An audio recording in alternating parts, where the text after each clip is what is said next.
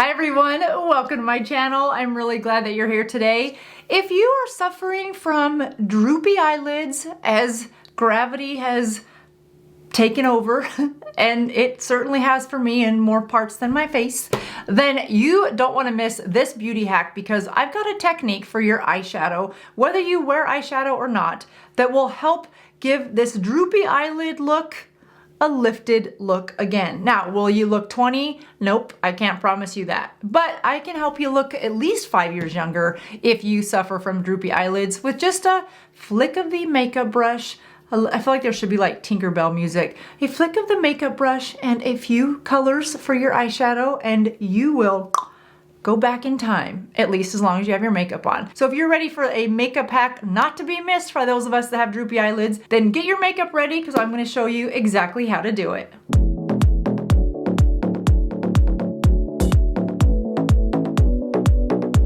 All right, so if you are watching this video, you probably are starting to recognize that you've got some droopiness on your eyelids. Now, of course, there are surgical procedures that will help turn back the hands of time when it comes to this droopy area. I know for me, it's getting worse and worse. And as it's getting worse, it's covering up part of my eyelid.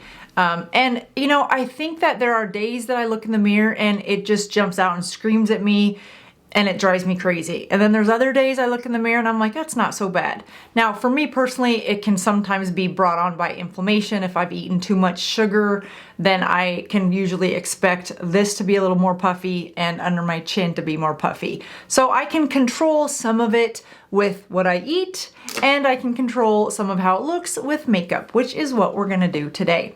So you know what, we're aging, and you know how I've said before on my channel, it's just part of the aging process, so we're just gonna embrace it. But we can embrace it gracefully and with, you know, colors. So what you're gonna wanna do for this is grab any palette that you have that has matte shades, and you wanna get a color that is similar to your skin color, and then you wanna get a color or two that is similar to a shadow. And if you're looking for what does that mean, if you take your finger and kind of press down right here, you'll see that this crease back here is creating, it looks like a shadow, and that's exactly what we wanna create, is that shadow that is being created artificially by me pushing my eye down. And we want that color to be extended a little bit higher, essentially pushing this puffiness back. So we're gonna need two really different colors. We're gonna need something to lighten the skin, which is that skin color for you, and then, or a little bit lighter if your skin tends to be a little bit more dark, and then you want a darker shade. So first thing that we're gonna do is take a small tapered fluffy brush, and Angie Hot and Flashy has one that's perfect for this. This is the A504, nice round tapered fluffy brush, because we want to take a shadow color right at the underbelly of that droop. So what you would typically put again is a shadow color. If you've got a powder bronzer that you really like, you can use that here as well, as long as it's not too warm. So I'm just gonna grab this color right here, and then maybe a little bit of this one, because I do want a shadow, but I also don't want it to be too harsh of a brown color. Now, when it comes to putting that shadow on your brush, I want to put it on the tip of my brush and not so much on the sides, and I'll show you why.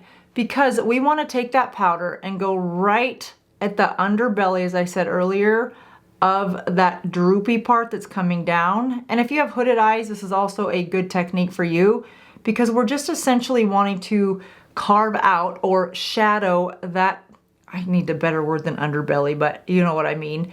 And we want to put that shadow so that it looks as though that is pulled back this way. So we're just going to put the shadow from the tip of the brush really lightly right along the droop, being careful to not put that shadow on any of that eyelid that is still showing right above your lash line. Keep the brown off of that, or your shadow color off of your eyelid, especially in this outer corner. Now, if you don't have much eyelid left and you find that the droopy part has covered that eyelid, still leave your eyelid open or bare, because we want to put something light right through there. So again, I'm going to take that color and just go right, creating my own crease. And then once you have that shadow there, just bring the side of your brush and softly bring that up a little bit and around over that whole droop area, right to about your eyebrow, right about there. So leave a little bit of skin color between your eyebrow and your brow bone, and then start your shadow right there. Just something like that. If you're not sure how to mark it, just take the back of your pencil, take a little bit of shadow, put it on your pencil, and then lay that pencil right along your brow where you want to stop the shadow. And you give yourself a little bit of an artificial template, and then you can just go in and softly blend that out. Now I used a darker shadow on my template so that it would show up on camera. You can use a lighter brown, but if you want to go darker, that's fine too. It just requires a little bit more blending, but it still looks nice and natural when you're all finished. You can see by just adding a little bit of that shadow to the underbelly of that droop and then up and around, how it really opens up that eye area. Look at it compared to this one. Now the next thing you want to do is take a smaller flat brush, and for this I'm using the Angie Hot and Flashy A501. But again, you guys, any brush that will cover your eyelid without putting a bunch of shadow everywhere else, that's really what you're looking for. You want one small enough to put that lighter color right where we want it, but you don't want to add lighter color to what we just darkened. So for this, I'm just going to take the side of my brush, and I'm going to go into this light pink and this light kind of yellow right there. I want something that's going to brighten that eye area. Tap off any excess, and then I'm going to start with that flat side where we just put that shadow, and I'm going to go right on my lash line all the way to that outer corner of my eye. You don't want the brown shadow to end in a downward, think about where the rainbow has the bucket of gold. Think of where that bucket of gold would go, is right here. You don't want brown or shadow to end where that bucket of gold is. You want that light color. That's probably a crazy analogy, but I know you guys are like, oh, I get it. That makes total sense. At least in my head, I hope that's what you're saying. So you can see how bringing that lighter color all the way past where all of that droopiness is sort of gathered in your outer corner of your eye really opens up that eye area. Once you've got that lighter color and you've pulled it all the way past that corner, go back to your first brush where you had the darker shadow, put it above your light area and just softly blend it away so that it looks as though the two meet together past your eye, past the droopiness of that outer corner. Just by adding light and shadow in this technique really opens up the eye area. So now I'm just gonna apply a little bit of eyeliner and some mascara, and then you'll really be able to see the finished look. For the eyeliner, I'm just gonna go from that outer corner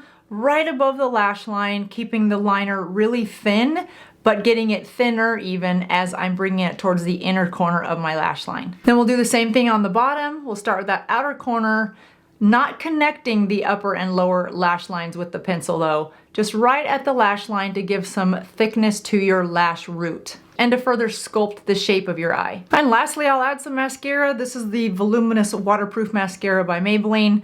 I usually do just one coat, but you can add 2 coats if you really want a more intense glam type of a look. And there's the final look on this eye anyway. I'll still need to finish this one, but you can see how just adding a little bit of that depth opens up the eye area, and then that mascara and liner really finishes the look to pull it up and away.